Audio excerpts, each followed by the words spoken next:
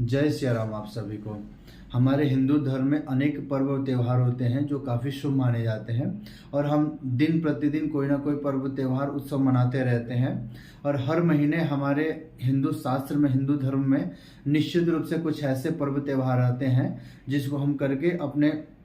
पापों से मुक्ति पाते हैं और एक अक्षय की प्राप्ति करते हैं। और हम जिस पर्व और त्यौहार के बारे में आपसे बात करने जा रहे हैं उस पर्व का नाम है अक्षय तृतीया। बैसाख मास के शुक्ल पक्ष के तृतीया तिथि को ये अक्षय तृतीया का दिवस मनाया जाता है। और इस बार अक्षय तृतीया हमारा 10 मई 2024 दिन शुक्रवार को मनाया जाएगा। और जो दिन शुक्रवार का इस बार पड़ रहा है वो काफ़ी शुभ माना जा रहा है। और ऐसा इसलिए कहा जा रहा है कि जो शुक्रवार का दिन होता है वो हमारे माता लक्ष्मी जी का होता है और अक्षय तृतीया का शुक्रवार के दिन पड़ना बहुत ही शुभ माना जाता है। और अक्षय तृतीया के दिन हम माता लक्ष्मी की अगर पूजा करते हैं तो निश्चित रूप से माता लक्ष्मी हमारे ऊपर अपार कृपा करेंगी और हमें धन दाने से परिपूर्ण रखेंगी और हमारी वो सभी मनोकामना पूर्ण करेंगी जिसकी हमें मनोकामना है, जिसकी हमें अभिलाषा होती है। और अक्षय तृतीया कहा जाता है, जो अक्षय तृतीया होता है उसका शाब्दिक अर्थ होता है अक्षय, यानी जिसका क्षय न हो। और ऐसी तृतीया जिसका कभी क्षय न हो। अगर हम इस तिथि के दिन, तृतीया तिथि को, अक्षय तृतीया के दिन कोई अच्छा कार्य करते हैं या हम कोई मकान खरीदते हैं या हम सोना चांदी इत्यादि खरीदते हैं या सोने की जगह पे हम जौ का दान करते हैं तो हमारे लिए काफ़ी शुभ और पुण्य फलदायी होता है। और इस दिन हम एक अबुझ मुहूर्त मानते हैं, यानी कि हमें किसी पंचांग को देखने की जरूरत नहीं होती। अगर हम कोई विशेष कार्य करना चाहते हैं तो हम बिन पूछे, किसी से पूछे, हम अपना वो कार्य कर सकते हैं और निश्चित रूप से हमें आने वाले समय में उसका शुभ फल प्राप्त होगा। तो अक्षय तृतीया एक ऐसा अबुझ मुहूर्त होता है जिस दिन हम बिन पूछे कोई भी कार्य आसानी से कर सकते हैं। और जो व्यक्ति शुक्रवार के दिन, यानी कि जो शुक्रवार का दिन इस बार अक्षय तृतीया को पड़ रहा है, उस दिन माता लक्ष्मी की, गणेश भगवान की, विष्णु भगवान की या अन्य देवी देवता जो हैं, जो व्यक्ति जिनको अपना इष्ट मानते हैं, जैसे हनुमान जी को, राम जी को, शंकर जी को या अन्य किसी भी देवी देवताओं को जो अपना इष्ट मानते हैं, अगर इस दिन उनकी पूजा करते हैं, विशेष अभिषेक करते हैं, उनके मंत्रों का जाप करते हैं, उनके लिए कोई अनुष्ठान शुरू करते हैं तो निश्चित रूप से जो आने वाला समय होगा उनके लिए काफ़ी फलदायी और सुफलदायी होगा।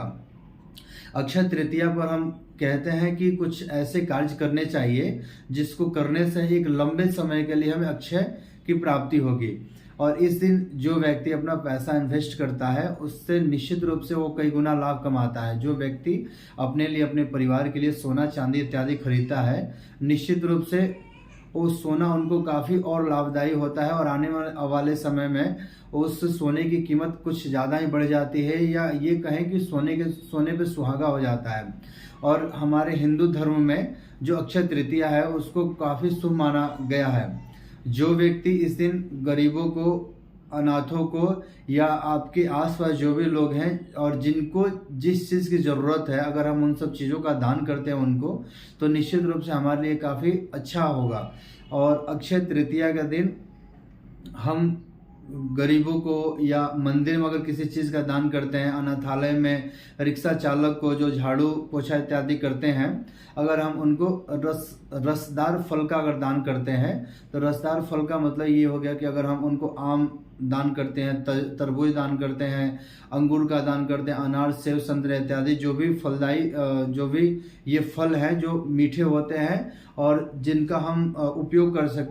सकते हैं और जिनका हम रस बना के पी सकते हैं, अगर हम इन सब चीज़ों का दान करते हैं तो निश्चित रूप से हमें आने वाले समय में हमें अधिक से अधिक पुण्य की प्राप्ति होगी। अगर इस दिन कोई व्यक्ति मंदिर में घड़े में पानी भर के उसके ऊपर एक फल रख के अगर मंदिर में दान करता है या किसी जरूरतमंद को दान करता है तो उसके जो गलती से पाप हो जाते हैं उसका निवारण होता है, उससे वो उसकी मुक्ति मिल जाती है। और ऐसे ही बहुत सारे फल होते हैं जो हम अक्षय तृतीया के दिन करेंगे तो निश्चित रूप से हमें लाभ मिलेगा। और हम अपने साथ प्रयास करें उस दिन कि हम अपने साथ पानी लेके चलें, कुछ बिस्किट नमकीन इत्यादि लेके चलें, कोई फल लेके चलें, कोई जूस लेके चलें, ताकि रास्ते में अगर कोई प्यासा हमें मिल जाए, कोई ज़रूरतमंद अगर मिल जाता है तो हम उनको दे सकें और उसको वो पी के और हमें तृप्त करें। और इस दिन ये सब अगर हम उपाय करते हैं तो निश्चित रूप से हमारे पूर्वजों की अगर आत्मा की शांति नहीं हुई होती है तो निश्चित रूप से इससे इस दिन शांति मिलती है उनको। तो कुछ ऐसे उपाय हैं जो अगर हम करते हैं तो निश्चित रूप से अक्षय तृतीया के दिन हमारे सभी मनोकामनाओं की पूर्ति होगी। और इस दिन हम मकान खरीदना चाहते हैं तो खरीद सकते हैं, अगर हम गृह प्रवेश करना चाहते हैं तो कर सकते हैं। और अबूझ मुहूर्त जैसे कहा जाता है कि हम कोई भी कार्य अगर करना चाहें बिन ब्राह्मण के, बिना किसी से जानकारी लिए, बिना किसी पंचांग को देखे हुए, तो निश्चित रूप से हमें अच्छे फल की प्राप्ति होती है।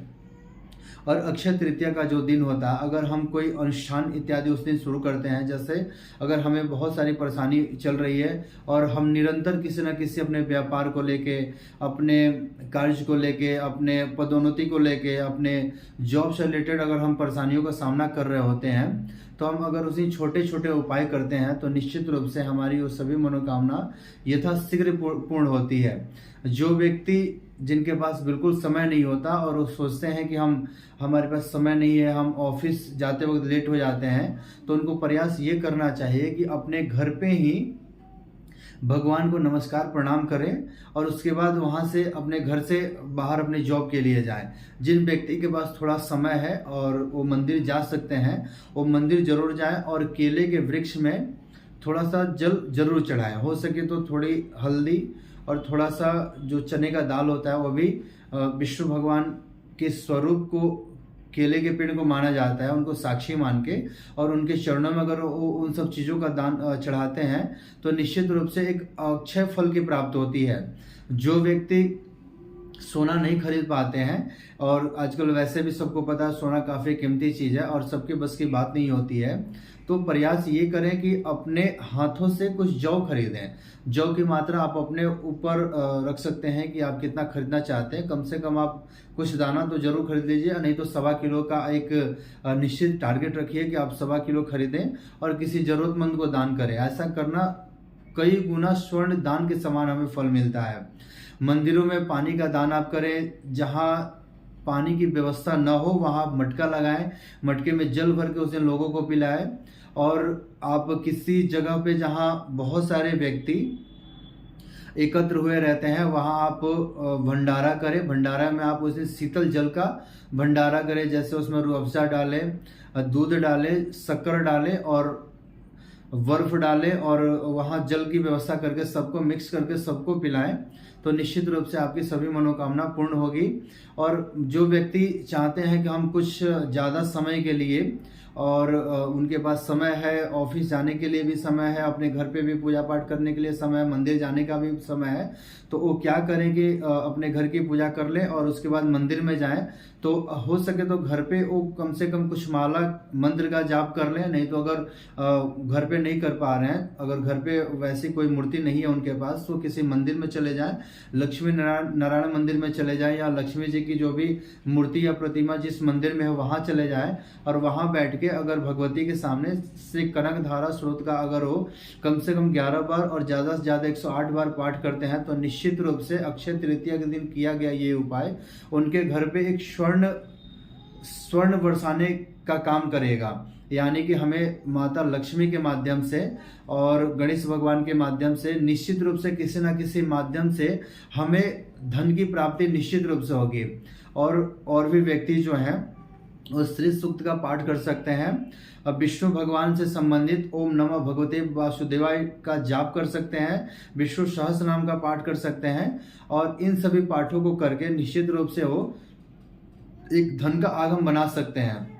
और इस दिन किया गया जो कार्य होता है वो काफ़ी फलदायी और शुभदायी होगा।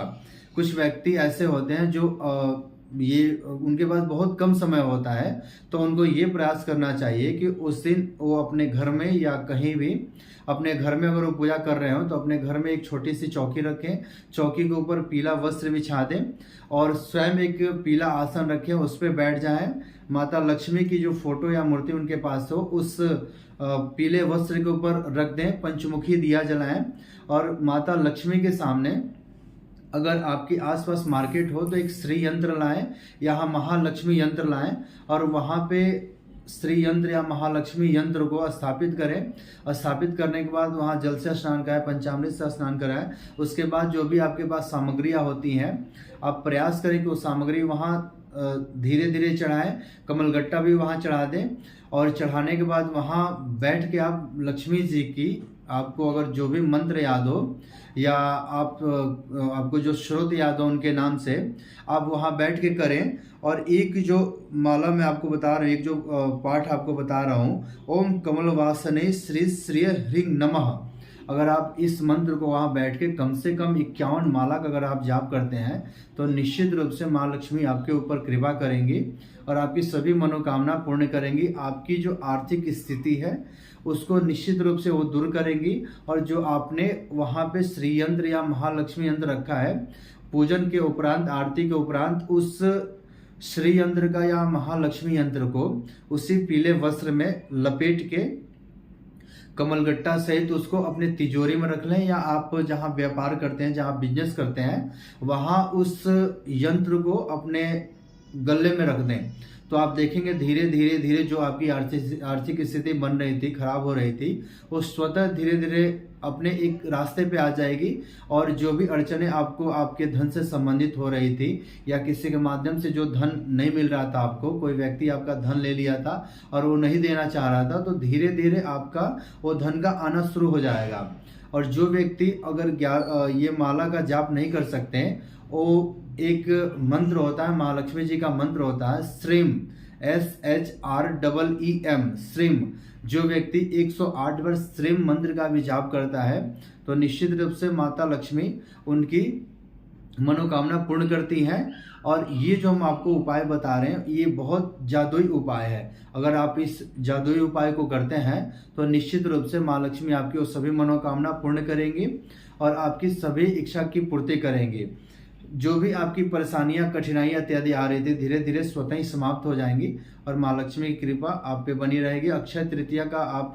जो त्यौहार है निश्चित रूप से मनाएं, थोड़ा ही सही या ज़्यादा सही, कुछ ना कुछ हमें उस दिन उपाय ये करना चाहिए ताकि आने वाले समय में हमारी जो भी मनोकामना हो उसकी पूर्ति हो सके। और अक्षय तृतीया के दिन किया गया सारा उपाय एक लंबे समय के लिए हमारे साथ रहता है और हमारे साथ उसका एक परस्पर संबंध बन जाता है जो एक लंबे समय के लिए चलता है, उसका कभी क्षय नहीं होता।